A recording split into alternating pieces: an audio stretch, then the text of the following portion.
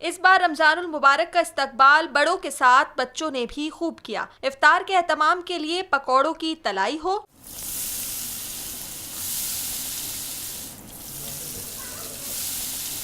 या फिर शरबत और फ्रूट चाट की तैयारी, हर घर में दस्तरखान सजाने का काम घंटों पहले शुरू हो जाता है और अगर रखा हो किसी बच्चे ने रोजा तो एहतमाम और भी बढ़ जाता है। पहले दिन से ही कह रहा था कि मुझे रखना है रोज़ा, मुझे रखना है इस साल, तो हमने रखवाया उसकी फरमाइश पे, उसकी ख्वाहिश पे। बहुत शौक़ से रखा है उसने रोज़ा और माशाल्लाह पूरा दिन बर्दाश्त किया उसने। उसको रोल बहुत पसंद हैं और वो मकरूनीस बहुत पसंद हैं, वो मैंने बनाए उसके लिए। रूहान ने अपना रोजा बड़े सब्र से गुजारा और दादी के साथ बैठकर कुरान भी पढ़ा। इस मौके पर घर वालों का कहना था कि बच्चों में कम उम्री से ही रोजा रखने की आदत डालना जरूरी है। सोच रहे थे कि शायद ये किसी वक्त कहे कि मुझे प्यास लग रही है, लेकिन इसने नहीं कहा, बर्दाश्त किया।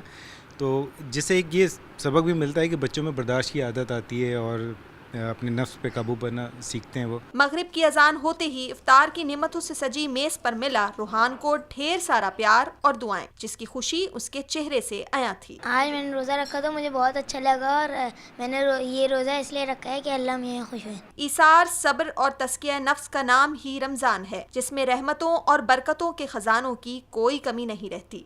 खुशी से चमकता रूहान का ये चेहरा रमजानुल मुबारक में नन्हे मुन्ने बच्चों के लिए पैगाम है कि वो भी रोजा रखें और अम्मी अब्बू की ढेरों मोहब्बतों के साथ अल्लाह ताला की बेशुमार नेमतों को अपने दामन में समेट लें।